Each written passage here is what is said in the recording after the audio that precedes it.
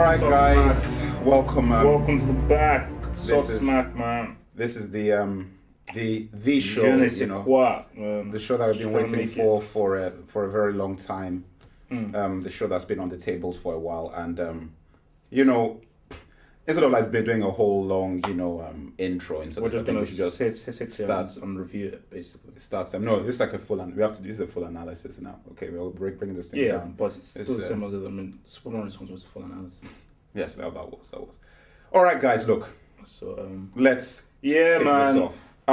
So watched it on Thursday, IMAX. Yes, opening showing. 'Cause yes. That's how he does. Dark 11:30 p.m. Knight, yes, IMAX Dark Knight showing first day here, which was 24th July.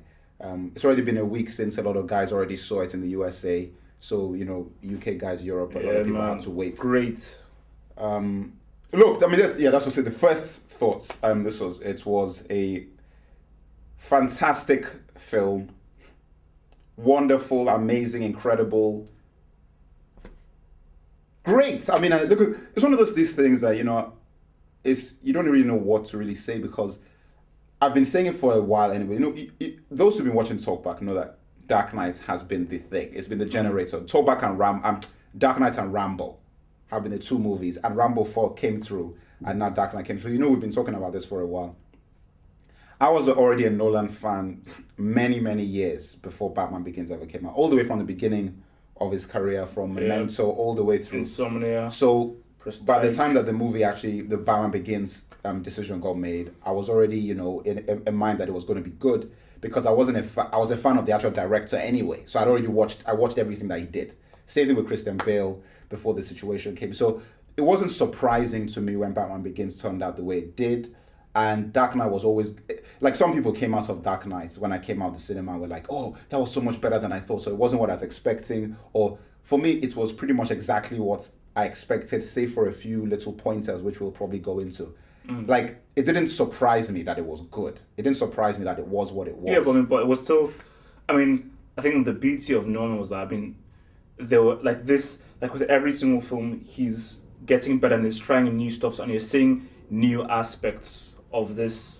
The director. I mean, my initial thoughts on this thing was like, Story, let's. But just like my first reaction thoughts is that, I've only seen it once and it was a lot to take in, but definitely this film puts a lot on the table. Like, all these guys talking about their Iron Mans, their Hulks, their Wanteds, their all this stuff is like, this film, for a superhero film, a so-called blockbuster popcorn movie, this thing really pushed things. And that's like, for my first viewing, is like, this thing really, really took things to, it pushed the issue. Story-wise, character-wise, just like directing-wise, it really just pushed things to a whole. So now, it has changed things. As the Joker said, this film, it has changed things, because just from watching that film once, it is a new level, a new age, a new benchmark of the blockbuster movie of this day and age. Yeah, I mean, that being said, I mean, the story, this is what the section is really down for. I mean, Is it? That's what was. Okay, yeah, this is story. The story. This I man, felt my man, was Jonah Nolan, was man. very no. That's just not script. This was the story, just the overall story, Yeah, which what Goyer and Nolan's very worked on. I thought the story was an interesting choice. I mean, we're not talking about the script per se now, but the story Sense of killing joke. was a very interesting choice. Yeah, had some killing joke in there, some long Halloween in there, was really the backbone. And I think that and then obviously with elements thrown in from other, original ideas and so forth. And I thought it was a very interesting combination. I thought it was an interesting idea to have the Joker in there as just a guy that is unexplained. I thought that was interesting, because obviously they just felt it's not necessary to give this guy an origin. It's not necessary to give him. He's just a guy who's offering his services. Leads to the imagination. And let me just say this now as we go forward. This is a full analysis of Dark Knight. So if you haven't seen the movie, do not watch any of these. This talkback show. Don't watch it. You might as well. Who knows? No, because we're going to talk about everything in depth. So don't watch. That being said, so I thought the story was very interesting, because they took the elements of those things, but also added another edge to it. But what I liked, and what I thought was very interesting, is that the story arc had more to do with life in Gotham than The Batman. Batman. Now, that's not saying that I think it was a good idea per se or whatever. It's still a good film. Different slants. But it's different.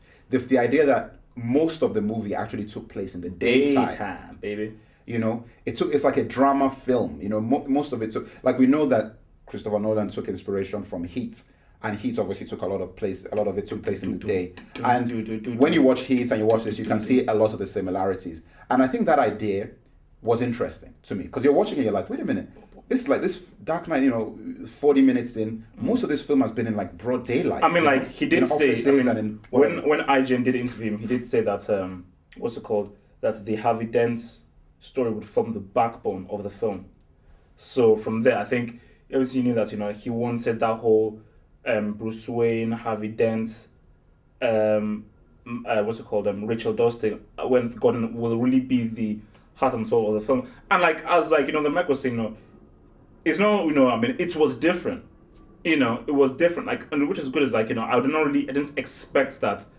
I didn't expect it. The film would be like in the day and would be like a crime film of like this guy's trying to. I didn't expect it, and I think that is one of the most interesting things about the film is that they chose to do it that way, and it was very interesting. And the fact that he was successful shows the what we've been arguing about on Talkback. Everybody knows rubbish Talkback. We've been arguing about this all the time. That, you know, the respect that people devote to superhero movies is so low, like so much so that when an average film comes out, people just say it's so amazing. Like Spider-Man, I mean, now I can't. I laugh at you know, we talked about how bad the Spider-Man movies were, and now rubbish. All the people who are now talking about how great Dark Knight is, how you can turn around and then say Spider-Man 2 was the most amazing superhero movie and Spider-Man 1 was so great, and then in the same breath talk about The Dark Knight being great. It doesn't make any sense, because what are your levels? Like, what are your benchmarks? Because you say, oh, Spider-Man was just a joke. No, because people argue that Spider-Man was serious. It had real messages, real this and that. Then if that did, then what is this?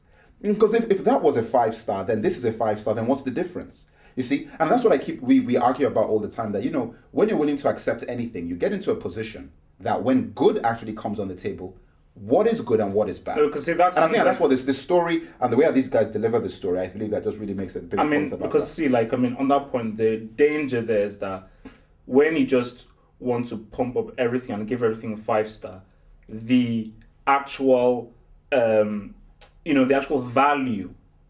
The value of the 5-star doesn't mean anything. It's meaningless, because if everything gets 5-star and everything is a masterpiece, no, seriously. Then it's like Iron Man is a 5-star movie.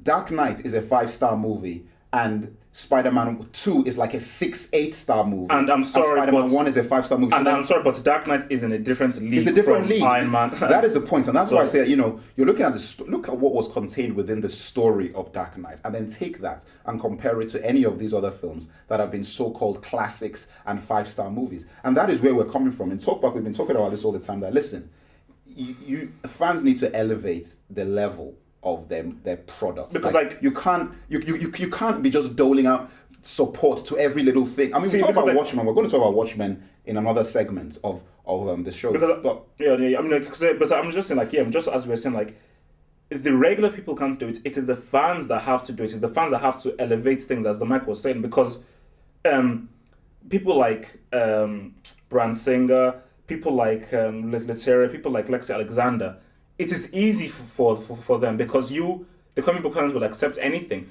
But if comic book fans say, no, listen, man, I'm an Iron Man fan, I'm a Hulk fan, but I'm going to take a step back and say, no, Dark Knight is really the benchmark for comic book films. Then guys who are making films of your own franchise will then say, man, listen, man, we've now got to raise our game up to this darkness, so we've now got to take this thing seriously. It's just not just like, because then the whole comic book thing would gain more respect if you're putting things like Darkness on the... look, I mean, I think that's just the basic idea. And, that's the end for this story section.